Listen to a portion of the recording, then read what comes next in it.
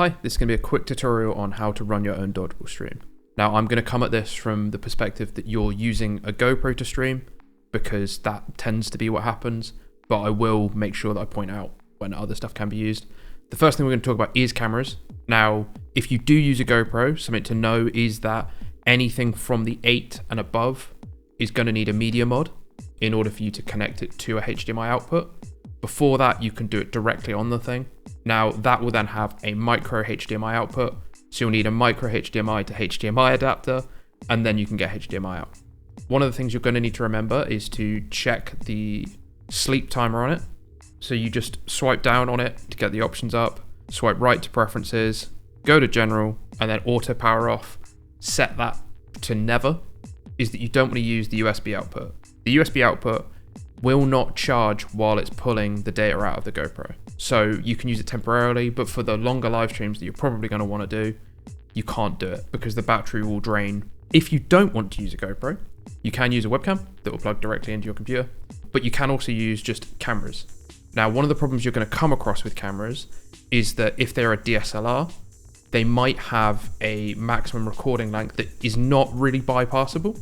Now, this website here will tell you what the limit for your camera is, and it's just something to look into before you buy a camera to stream. Either that, or bear in mind that you will have to press a button on it in order to keep it awake. You also want to check that these cameras have a clean HDMI out and what ports they have on them, just to make sure you can easily get a HDMI feed out of it. These then will need to be connected to a capture card. Now, you can get capture cards quite cheaply. You can see the ones here are like 10 to 20 pound. If you want more reliable ones, you can get ones from Elgato and some others. You can buy them secondhand, and that will get the feed from your camera into your laptop. And then the final thing I'm going to bring up here is a thing called DroidCam. Is something that you can use to use your phone camera as an input. This would bypass using the capture card. It would just be that you have a client on your computer and a thing on your phone. The app on your phone then sends the data to your computer, and so long as they are on the same Wi-Fi, it will deliver that video. It's just quite useful to know. If you want more cameras, this is a very, very cheap way to do it, a very, very easy way to do it, because you can have someone just quickly use the app on their phone, stream for a bit, and then put it away again. Now, when it comes to streaming this input to your PC, what you want to use is a thing called OBS. There's a screenshot over here. So the thing you want to do is click on the bottom left. You want to click add scene. That will give you a setup to add things to. Then within that scene, press the other plus button and add video capture device. That will then show up with your USB that you've got plugged in, whatever format that is. Or if you are using DroidCam, there will be an option for that. You then want to put your scoreboard over the top of it. Now, I'm going to be using my version of a scoreboard. So you just go into browser, you open it up in the browser, it will give you a width and a height, just set that so you can see it. You might have to change which scoreboard it's facing at certain points, but you could set it up so that a court can be used the whole day. Once you've done the browser, if you need to click things within it, you can click on the interact button, and that will give you a small version of that browser that you can then interact with. Once you have that set up, you are going to want to chroma key out the back. Click on filters, select the chroma key in the effects filters and the plus down there. Then within that, it will give you an option for what color you want to pick. Click custom color, and you want to click screen color when it gives you the select color option, and you can just pick whatever color background it is, and that will easily remove it for you. So you now have your footage that you want to stream. You now need to set up where you're streaming it to. So you go to file settings, then to stream. Then you have two options here. You can either connect your account to your YouTube account, your Twitch account, whichever one you want to use. We're using YouTube here, or you can use a stream key. I would suggest you connect your account because it is dramatically easier, because it will just give you a straight option and it tends to be more reliable. So you just click connect account. It'll open up a little browser for you.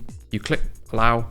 It will then mean that you can stream to that account. When you do that, you then click manage broadcast in the right, and then you can either create a new broadcast on that account or select an existing broadcast.